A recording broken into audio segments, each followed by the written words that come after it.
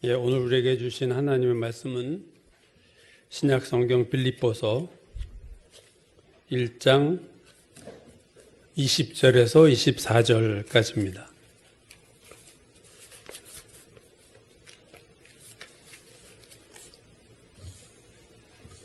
빌립보서 1장 20절에서 24절까지의 말씀 다 찾으신 줄 알고 제가 봉독하겠습니다. 나의 간절한 기대와 소망을 따라 아무 일에든지 부끄러워하지 아니하고 지금도 전과 같이 온전히 담대하여 살든지 죽든지 내 몸에서 그리스도가 존귀하게 되려 하려 하나니 이는 내게 사는 것이 그리스도니 죽는 것도 유익함이라. 그러나 만일 육신으로 사는 이것이 내 일의 열매일진데 무엇을 택해야 할는지 나는 알지 못하노라. 내가 그 둘 사이에 끼었으니 차라리 세상을 떠나서 그리스도와 함께 있는 것이 훨씬 더 좋은 일이라. 그렇게 하고 싶으나 내가 육신으로 있는 것이 너희를 위하여 더 유익하리라. 아멘. 빌립보서는 우리가 잘 알듯이 옥중서신, 감옥에서 쓴 서신 중에 하나입니다. 에베소서, 빌립보서, 골로새서, 빌레몬서, 이렇게 네 개가 옥중서신인데 그 중에 하나죠. 그래서 오늘 본문이 빌립보서 1장 말씀인데, 오늘 본문 앞쪽에 보면 자기가 감옥에 갇힌 것을 바울은 매임이라는 표현을 쓰고 있습니다. 그래서 1장 13절 14절에서 이렇게 말하고 있어요. 그러므로 나의 매임이 그리스도 안에서 모든 시위대 안과 그 밖에 모든 사람에게 나타났으니 형제 중 다수가 나의 매임으로 말미암아 주 안에서 신뢰함으로 겁없이 하나님의 말씀을 더욱 담대히 전하게 되었느니라. 자기의 매임, 내가 자신이 감옥에 갇힌 것으로 인해서 다른 사람들이 담대하게 하나님 말씀을 감옥 밖에서 전하고 있다. 오히려 내가 갇힌 사건이 많은 사람들로 하여금 더 담대하게 복음을 전하게 했다. 그런 얘기를 이제 앞에서 합니다. 그런데 바울이 이런 얘기를 하죠. 그런데 감옥 밖에서 말씀을 담대하게 전하는 이들 중에 그들이 다 순수한 마음으로 하는 게 아니라는 거죠. 15절 보시면 어떤 이들은 투기와 분쟁으로, 어떤 이들은 착한 뜻으로 그리스도를 전파하나니. 그래서 어떤 이들, 투기와 분쟁, 어떤 이들은 착한 뜻, 서로 다른 동기로 복음을 전한다. 더 구체적으로 그 다음 16절, 17절에서 이렇게 말해요. 이들이란 건 안 좋은 뜻으로 복음을 전하는 자들은, 전자군요. 이들은 내가 복음을 변증하기 위하여 세우심을 받은 줄 알고 사랑으로 하나, 한쪽은, 그들은, 또 다른 쪽은 나의 매임에 괴로움을 더하게 할 줄로 생각하여 순수하지 못하게 다툼으로 그리스도를 전파하느니라.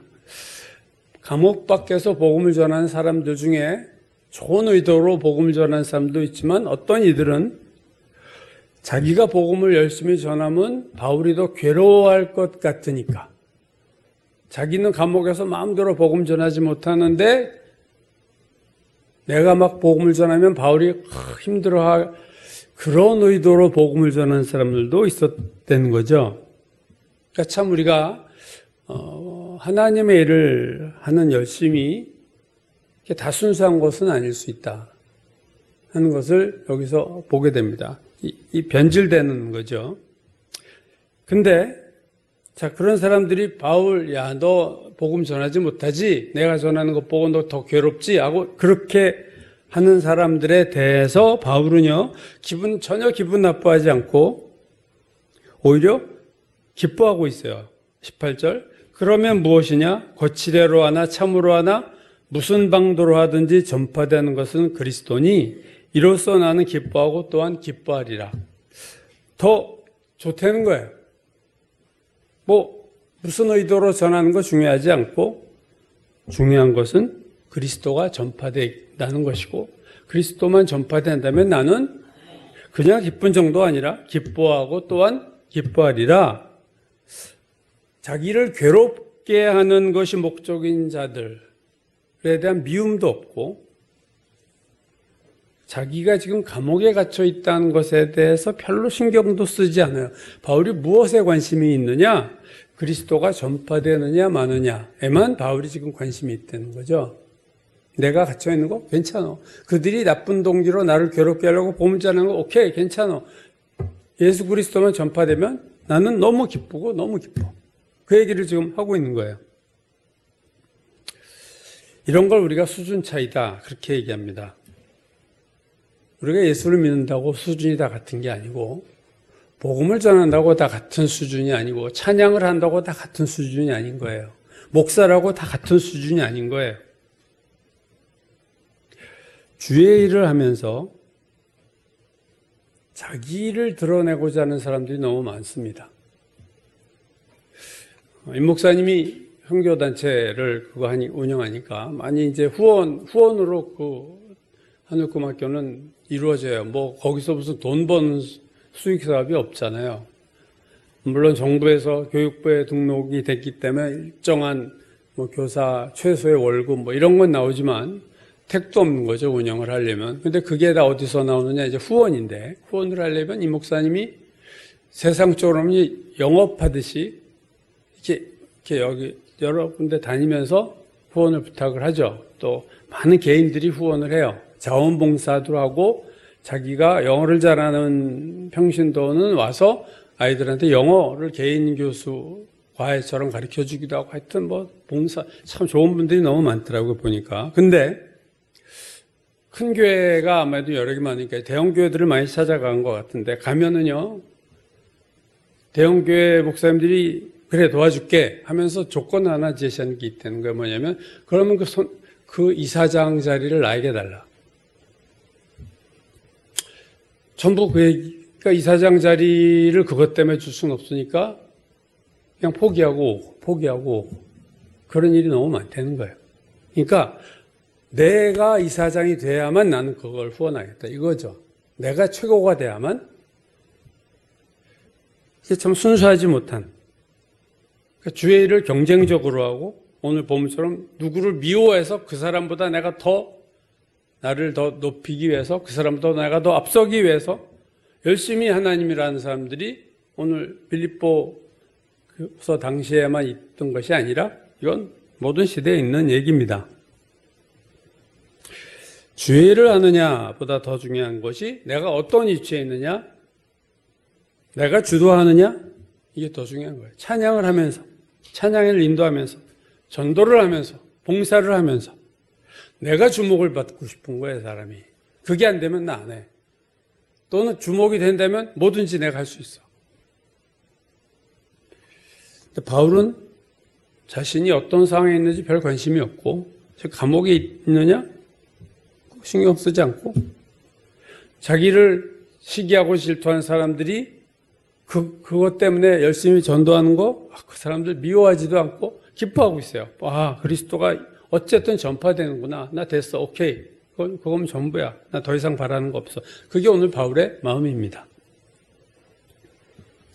나는 기뻐하고 전파되는 것은 그리스도니 이로써 나는 기뻐하고 또한 기뻐하리라.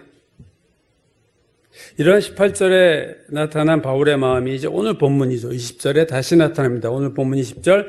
나의 간절한 기대와 소망을 따라 아무 일에든지 부끄러워하지 아니하고 지금도 전과 같이 온전히 담대하여 살든지 죽든지 내 몸에서 그리스도가 존귀하게 되게 하려 하나니.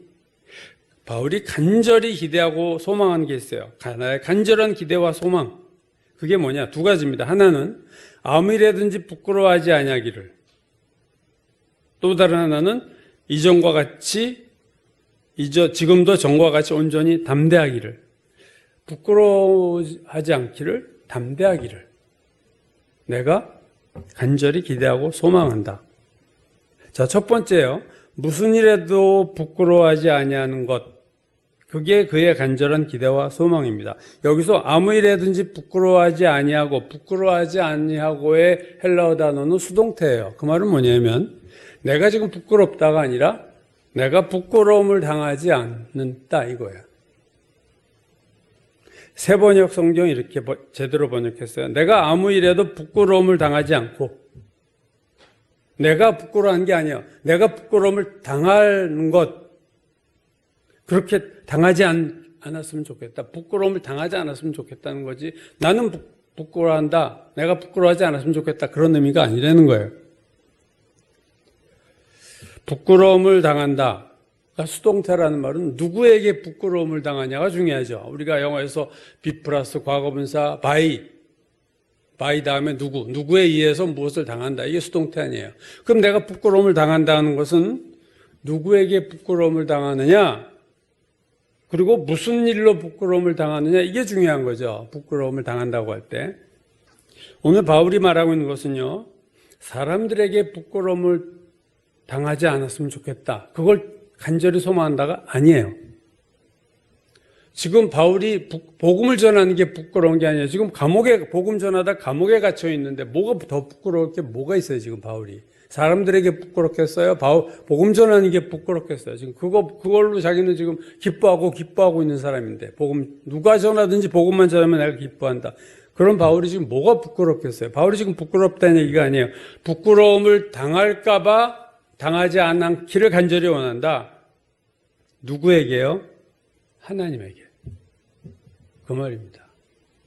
예수께서 마가복음 8장 38절에서 이렇게 말씀하셨어요. 누구든지 이 음란하고 죄 많은 세대에서 나와 내 말을 부끄러워하면, 이 세상에서 나와 내 말을 부끄러워하면 인자도, 나도 아버지의 영광으로 거룩한 처소들과 함께 올 때, 재림할 때 그 사람들을 부끄러워하리라. 이 세상에서 나를 부끄러워하는 자는 주님이 다시 오실 때 나도 그 사람에 대해서 부끄러워할 거다. 인자도 그 사람을 부끄러워하리라. 이 말을 다르게 말하면요, 그 사람은 나에 의해서 부끄러움을 당하게 된다. 이 말 아니에요. 즉 예수 믿는 자가 이 세상에서 주님을 부끄러워하면 장차 주님 앞에서 그 사람은 주님에 의해서 부끄러움을 당하게 되는 거예요. 주님이 부끄러워하신다는 거죠. 사도 요한도 요한일서 2장 28절에서 이렇게 말했습니다. 자녀들아 이제 그의 안에 거하라. 이는 주께서 나타나신 바 되면, 또 재림의 길이라고 있죠. 그가 강림하실 때 우리로 담대함을 얻어 그 앞에서 부끄럽지 않게 하려 함이라. 이것도 수동태입니다. 그 앞에서, 주님 앞에서 부끄러움을 당하지 않게 하려 함이라. 여러분, 중요한 게 주님 앞에 섰을 때 우리가 부끄러움을 당하지 않아야 되는 게 중요한 거예요. 바울이 간절하게 소망하고 기대하는 것은 뭐냐? 내가 주님 앞에서 부끄러움 당하지 않기를 간절히 소망한다. 그게 지금 중요한 거지. 내가 주님 앞에서 부끄러움을 당하지 않고 이렇게 서는 게 중요하지, 뭐 내가 지금 감옥에 있느냐, 누가 나를 미워해서 복음 전하냐, 그거에 별 신경 쓰지 않고 그건 아무것도 아니다. 별 관심이 없다. 그 말입니다. 그게 첫 번째, 바울이 간절히 기대하고 소망하는 바고, 또 다른 하나는 온전히 담대해지는 것입니다. 나의 간절한 기대와 소망을 따라 아무 일에든지 부끄럽지 아니하고 오직 전과 같이 이제도 온전히 담대하여. 전과 같이 이제도 담대하여라는 말은 전에도 담대했는데 그런 담대함이 지금도 있었으면 좋겠다. 내가 이제 감옥에 있는데 지금도 그런 담대함이 계속 유지됐으면 좋겠다. 이 담대함이라는 헬라어 단어는요, 두 개의 단어의 합성어인데, 앞에 붙는 접두사 파스라는 단어 뜻은 모든, 영어에서 all, 모든이라는 뜻이에요. 모든, 그리고 뒤에 붙는 본 단어는 레오라는 단어는 말하다, speak예요, speak.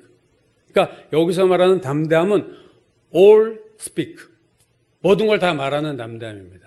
말함에 있어서의 담대함을 얘기하는 거예요. 그래서 이 단어가 신약성경에서 사용된 경우를 보면 거의 다 말을 할 때 이 단어가 사용되는 것을 볼 수 있습니다. 예를 들면요, 마가복음 8장 32절, 드러내놓고 이 말씀을 하시니, 드러내놓고 이 말씀하시다. 예수께서 무슨 얘기냐면, 나 이제 십자가에서 죽을 거다라는 얘기를 이제 제자들에게 드러내놓고 말씀했다. 이 단어가 여기서 쓰였어요. 그러니까 말을 하는데 담대하게 얘기했어. 이제 여태까지는 속으로만 생각하고 있었던 것을 예수께서 이제 드러나고 확실하게 얘기했다.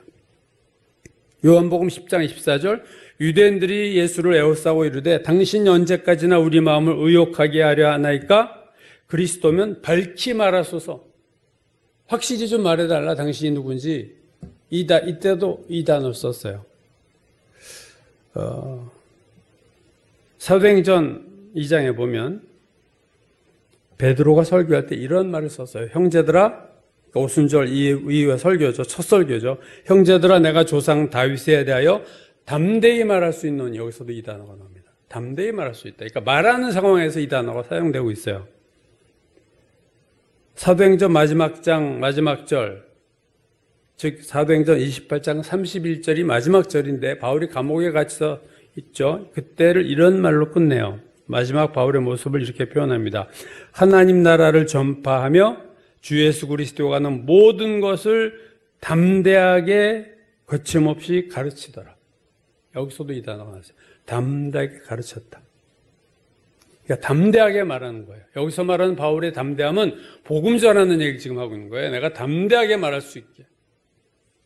전에도 내가 담대했지만 지금도 감옥에 갇혔다고 주눅들지 않고 담대하게 말했으면 좋겠다. 그게 간절하게 기대하고 소망하는 거예요. 그러면 무슨 일을 하는데 부끄러움을 당하지 않고 담대하기를 원하느냐? 바로 20절 후반부 보면요. 살든지 죽든지 내 몸에서 그리스도가 존귀하게 되게 하려 하나니 내가 부끄러워하지 아니하고 담대해서 결국 뭘 하고자 원하느냐? 살든지 죽든지 내가 내 몸에서 그리스도가 존귀하게 되게 하려 한다.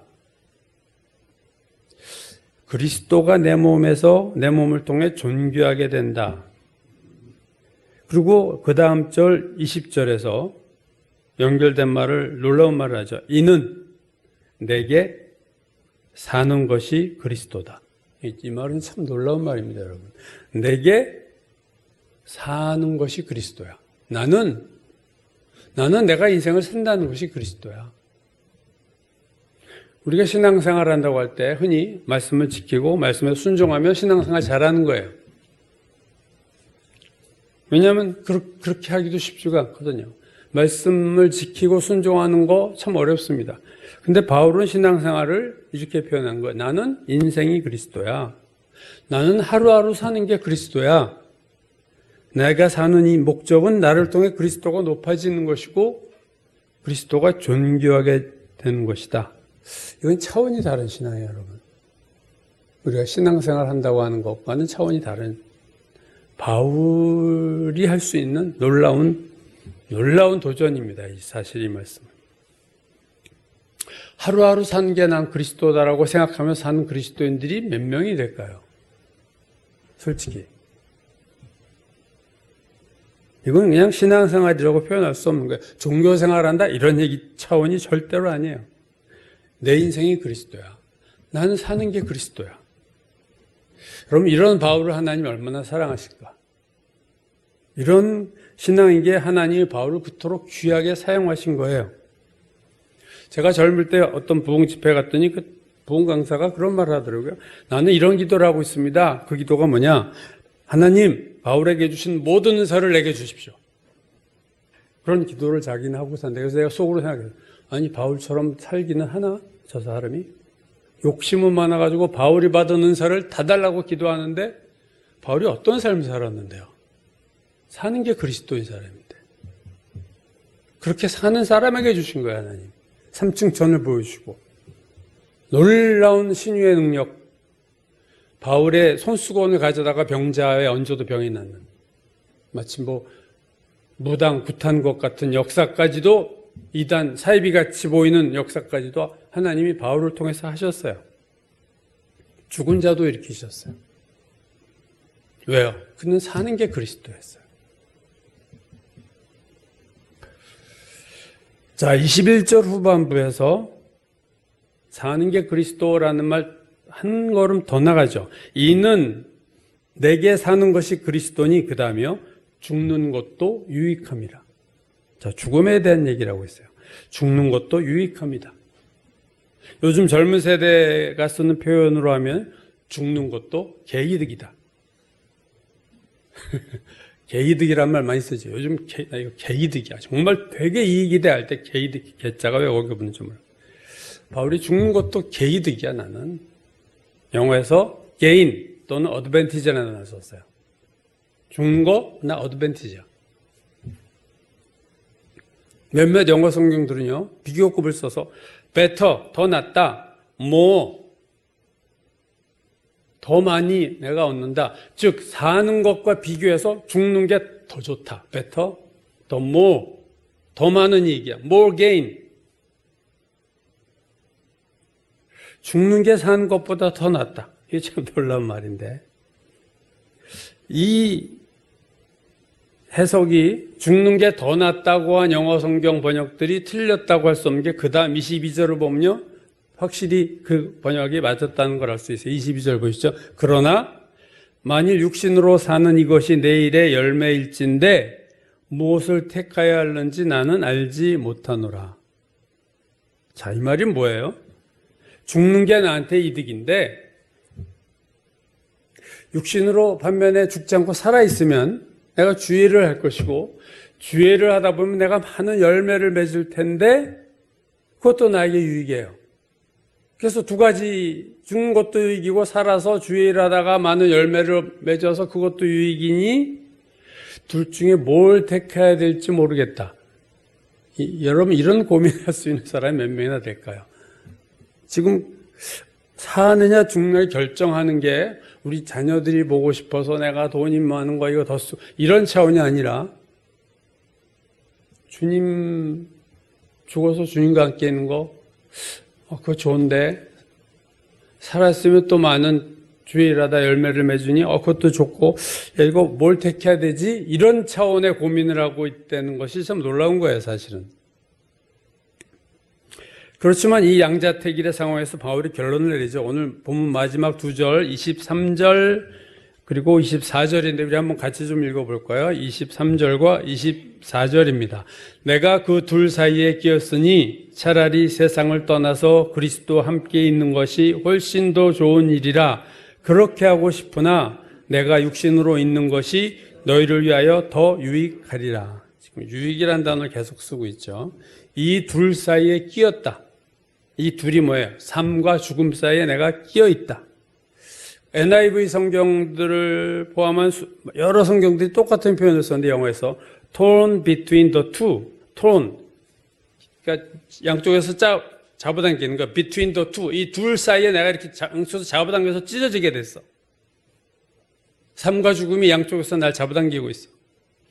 70년대 나온 그 팝송 중에 torn between two lovers라는 노래가 있어요. 두 사람을 사랑해요. 그래서 two lovers, 두 사랑하는 사람 사이에서 내가 torn, 찢겨질 지경이야. 근데 여기서는 torn between two lovers가 아니라 torn between life and death예요. 삶과 죽음 사이에서 내가 좀 찢어지게 됐어. 양쪽에서 다 이것도 좋고 저것도 좋아서 이게 아주 고민이에요. 그러면서 바울은 그렇지만 자기가 원하는 걸 얘기하죠. 나는 죽어서 주님과 함께 하는 게 더 좋다. desire라는 단어 썼어요. 내가 갈망하는 거는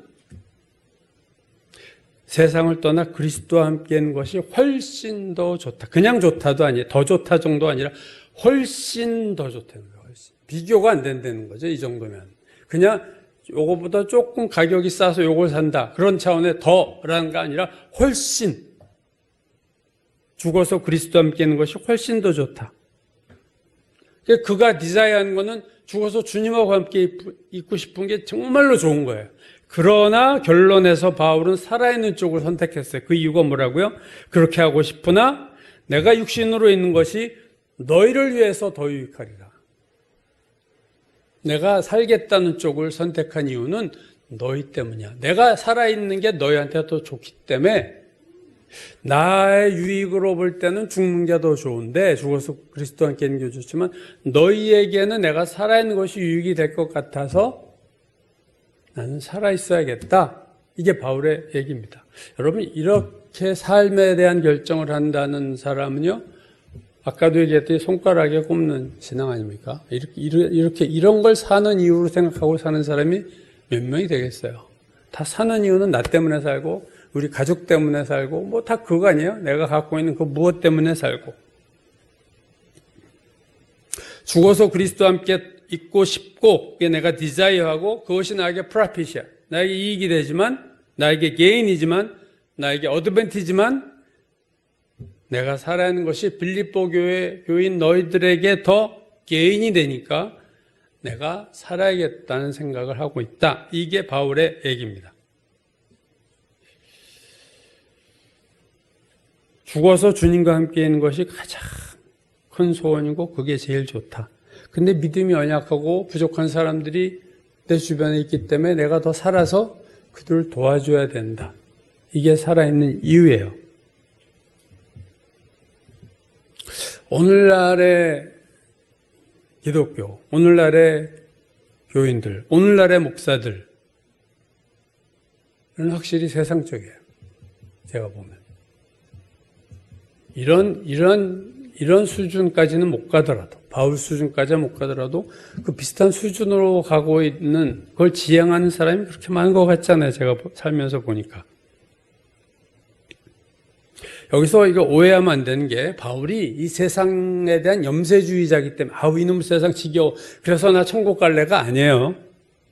바울의 쓴 서신을 보세요. 감사하고 기뻐하고 이게 얼마나 많아요. 항상 범사에 감사하고 항상 기뻐하고 그는 세상을 부정적으로 보는 사람이 아니에요. 어떤 사람들은요. 천국 가고자 하는 소망은 없는데 그냥 세상에 싫은 사람도 있어요. 그거와 차원이 다른 얘기입니다. 그냥 세상에 싫어. 그렇다고 천국 가는 소망은 또 없어. 근데 세상이 너무 싫어. 그런 얘기를 하고 있는 게 아니에요, 지금. 바울은 세상이 너무 좋아서 나 이 세상 떠나기 싫어하는 많은 사람들과 반대이지만 그렇다고 내가 이놈의 세상이 싫어서 난 떠나고 싶어. 그런 반대쪽도 아닌 거죠. 건강한 신앙입니다. 사명 때문에 이 세상에 있고 싶은 거예요. 다른 사람들 때문에 이 세상에 있고 싶은 거예요. 그들을 위해서 있고 싶은 거예요. 우리나라 최고의 그룹 삼성그룹을 세운 이병철이라는 분 여러분 다 아실 거예요. 지금의 이재용 회장의 아버지 이건희, 고 이건희 회장의 또 아버지죠. 그러니까 이재용 회장의 할아버지인데 삼성을 세우신 분입니다. 그가 폐암으로 2년 동안 투병하던 중 1987년, 벌써 옛날이죠. 77세로 세상을 떠났습니다. 그런데 이병철 회장이 죽기 한 달 전에 본인이 글씨를 못 쓰니까 필경사를 통해서 A4 용지 5장의 질문지를 작성해서 천주교 신부한테 보냈습니다. 24개의 질문을 했다고 그래요. 그 캐톨릭 신부에게. 그 질문의 내용이 돈도 아니고 기업에 대한 얘기도 아니고 회사 경영에 대한 질문도 아니에요. 그거야 이병철 씨가 누구보다 잘 알고 있는 분인데 질문을 하겠습니까? 그의 질문은 인간과 신과 종교에 대한 물음들이었습니다. 첫 번째 질문이 이것이었어요. 신의 존재를 어떻게 증명할 수 있냐? 그가 했던 신부에게 했던 첫 번째 질문입니다. 신의 존재를 어떻게 증명할 수 있냐? 계속 질문을 해요. 신은 왜 자신의 존재를 드러내지 않는가? 신이 인간을 사랑했다면 왜 고통과 불행과 죽음을 주었는가? 무거운 질문이기도 하지만 어떻게 보면 절실한 질문이에요. 죽음을 앞둔 세상 모든 부를 가진 자가 질문한 절실한 질문입니다. 다음에 올 세상, 그게 불안한 거죠. 중앙일보가 이 기사를 그때 보도할 때 일면 머리 제목으로 잡은 질문이 이거였어요. 성경의 부자가 천국에 가는 걸 낙타가 바늘구멍에 들어가는 것에 비유했다. 그렇다면 부자는 악인이란 말인가? 이게 이병철 회장이 했던 신문에서 헤드라인 제목으로 잡았던 질문입니다. 이렇게 24개나 되는 많은 질문을 하고 그 질문지를 캐톨릭 신부에게 보냈지만 안타까운 것은 그래서 그 신부랑 만나기로 약속을 했는데 건강이 갑자기 악화되는 바람에 신부를 만나지 못하고 세상을 떠났어요. 이병철 회장이 암 진단을 받은 후 일본의 그 저널리스트를 만나서 이런 말을 했다고 합니다. 인간인 이상 생로병사는 피할 수 없다. 불치병이라도 받아들여야 되지 않겠는가? 그렇지만 차분히 떠난다는 것은 아무래도 이상에 지나지 않는 것 같고, 그러니까 차분히 떠날 수 없다 이거죠. 불안함이 오는 거야. 그건 이상에 지나지 않고 적어도 살아서 아둥바둥하는 흉한 꼴만은 남들에게 보여주지 말아야겠다고 생각하고 있다. 그러니까 아둥바둥 살겠다고 하고 싶은 모습은 보여주기 싫잖아요. 그렇다고 뭐 차분히 떠날 마음도 아니야. 불안하고 두려움이 있는데 그걸 남한테 표시하고 싶지는 않다 내가. 이 질문지가 작성된 게 1987년인데 이게 공개된 시점은 24년이 지난 2011년이었어요. 24년 후에 이 질문지가 공개가 됐습니다. 그래서 이 질문지에 대해서 사람들이 이제 칼럼들을 많이 썼죠, 그 당시. 그 칼럼니스트, 중앙일보 칼럼니스트의 글의 마지막이 이렇게 끝나요. 지상에서 이미 천국을 누린 이병철 회장에게, 자, 이 땅에서 이미 천국을 누렸어요. 지상에서 이미 천국을 누린 이병철에게 죽음을 직시하거나 삶을 떠나기가 얼마나 어려웠을까는 충분히 짐작할 수 있다. 부자는 천국에 들어가기 어렵다는 성경의 근거를 캐묻거나 신은 있는가라고 그가 물은 것은 죽음 뒤 그의 미래가 불안했기 때문일 가능성이 높다. 돈과 출세의 대명사가 죽음 앞에서 절실하고 절박하게 묻는 질문을 훑어보면 철들자 죽는다라는 선인들의 경고가 얼마나 생생한 교훈인가를 새삼 깨달을 수 있다. 철들자 죽는다. 이병철 회장이 죽을 때 철이 들었다. 진짜 물어야 될 질문을 그때 이제 한 거죠. 제가 오늘 설교 제목을 내가 사는 이유 이렇게 제목을 잡았어요. 제목을 잡고 보니까 내가 사는 이유란 노래가 3곡이나 되더라고요. 난 전혀 다 모르는 노래들인데. 또 내가 사는 이유란 영화도 하나 있고 TV 드라마도 내가 사는 이유라는 게 1997년인가 MBC 드라마로 방영이 됐던 적이 있더라고요. 뭐 최고의 탤런트들이 다 나왔어요. 이영애 주연, 손창민, 남훈이, 김영옥, 김무생 이분 돌아가셨죠. 고두심, 윤여정, 금보라, 이정길, 장용. 그 드라마에 좀 호화 배역들이 다 나왔던 그 드라마 제목도 내가 사는 이유였어요. 뭐 노래도 있고 영화도 있고 드라마도 다 있는 거 보니까 내가 사는 이유가 중요하긴 한가 봐요. 내가 사는 이유? 이게 되게 중요하죠. 여러분은 무슨 이유 때문에 사십니까? 이제 우리가 우리에게 물어봐야 되면 나는 무엇 때문에 사나 지금? 내가 사는 이유? 그게 뭘까? 바울은 내가 바라는 바는 죽어서 그리스도와 함께 있는 게 최고로 원하는 거지만 내가 사는 이유, 사는 쪽을 택했는데 그 사는 이유가 뭐냐? 사명이다. 다른 사람들을 위해서다. 그거였어요. 이 대답이 정답이에요. 나는 나의 소망은 주님과 함께 있는 거야. 그러나 사명이 있기 때문에 나는 이 세상에 살아야겠어. 이게 여러분 정답입니다. 이건 바울이 높은 신앙이기 때문에 할 수 있는 말이지만 우리는 그렇게 안 살아도 되는 게 아니라 우리도 그게 우리의 삶의 정답이에요. 우리도 내가 정말로 디자이어하고 소망하는 것은 주님과 함께 사는 것이 되어야 됩니다. 하늘의 소망이 진짜 소망이 나의 소망이 되어야 되는 거예요. 그게 정답이에요, 여러분. 그러나 내가 오늘 이 땅에서 살아야 되는 이유는 나의 사명 때문에 사는 거야. 내가 해야 될 일이 있기 때문에 하나님이 나를 살려두셨고 그래서 내가 사는 거야. 그 사명은 꼭 뭐 전도해야 된다는 의미가 아닐 수 있어요. 중요한 사명 중에 하나는 모든 부모의 중요한 사명 중에 하나는 자녀들을 위한 사명입니다. 그렇죠. 우리 자녀들이 하나님과 1:1 관계로 자가 발전할 수 있는 신앙, 스스로 하나님과 커뮤니케이션을 하고 스스로 하나님과 서로 이렇게 씨름하면서 살아갈 수 있는 신앙의 수준에 도달하게끔 도와주는 사명. 이게 모든 그리스도인 부모에게 있는 사명이에요. 그래서 그 자녀들이 위해서 기도하고 걔네들이 제대로 믿는 거 보고 죽는 게 소원인 거죠. 내가 아니라 누구를 위해서. 저는 목사니까 저는 정년 퇴직할 때까지 교회 성도들을 위해서 그들이 신앙이 더 좋아지고 그들이 더 하나님을 제대로 만나도록 돕는 일을 하는 게 내가 살아있는 이유의 첫 번째고, 우리 두 자녀를 하나님의 귀한 일꾼으로 쓰는데 도움을 주는 것이 그 다음 사명이죠. 그 다음에는 우리 고생한 아내에게 그동안 고생한 아내를 잘 대해주는 것, 그것도 저의 귀한 사명이라고 저는 생각해요.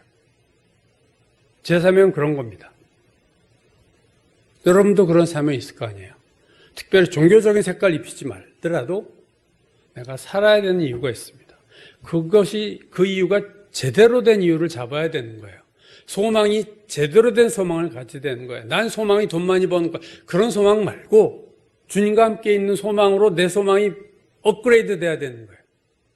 나의 사명이, 내가 살아야 하는 이유가 더 즐겁고 잘 살려고 즐기다가 가려고 죽기 전에 다 즐기려는 것이 아니라 내가 해야 될 일을 다 하고 가는 것이 내가 살아있는 이유가 되어야 되는 거예요. 오늘 바울이 얘기하는 것은 모든 그리스도인들에 대한 정답을 얘기한 거예요. 자기의 얘기를 했지만 우리는 비록 그 수준에는 못 갔지만 그가 제시한 정답은 정답이에요. 모두에게 정답이에요. 2024년이 지나고 이제 25년을 맞이하고 있습니다. 여러분, 2024년 올해를 살면서 무엇을 위해서 살았을까 돌아보세요 한번. 내가 살았던 이유, 2024년을 살았던 이유가 뭔지를 살펴보시고 2025년을 내가 어떤 이유로 살아야 될까를 생각해 보세요. 하나님이 나에게 2025년을 풀로 다 주신다면 만약에 내년에 그 삶에 나는 무엇을 하며 살아야 되겠구나. 그것이 내가 사는 이유구나. 그것이 2022년을 하나님이 내게 주신 목적이구나. 그것을 잡아 가셔야 돼요. 그게 안 잡히고 그냥 하루하루 산다? 그러면 또 허망한 세월 또 1년 또 지나갈 겁니다. 앞서 얘기했던 삼성의 창업주 이병철 회장에 대한 칼럼의 제목이 그거예요. 죽은 이병철의 산 교훈. 말이 참 재밌죠? 죽은 이병철의 산 교훈. 죽은 제갈공명이 산 중달을 물리쳤다. 삼국지에 보면 그런 말 있죠. 제갈공명이 죽었는데 죽었다고 막 좋아서 서들어오니까 마차에다가 시신을 곧바로 세우고 나가니까 제갈공명이 안 죽었네 하고 중달이 도망갔어요. 그래서 죽은 공명이 산 중달을 물리쳤다. 유명한 삼국지의 말처럼 죽은 이병철의 산 교훈. 이게 칼럼의 제목이었어요, 여러분. 부제목은 뭐냐? 철들자 죽는다 사람은. 죽은 이병철의 산 교훈이란 말은 이병철 회장 자신에게는 교훈이 되지 못한 교훈이에요. 그렇죠. 본인은 그 질문에 대한 답을 얻지 못하고 죽었어요. 본인에게는 산 교훈이 아니라 본인은 죽은 교훈이 된 거예요.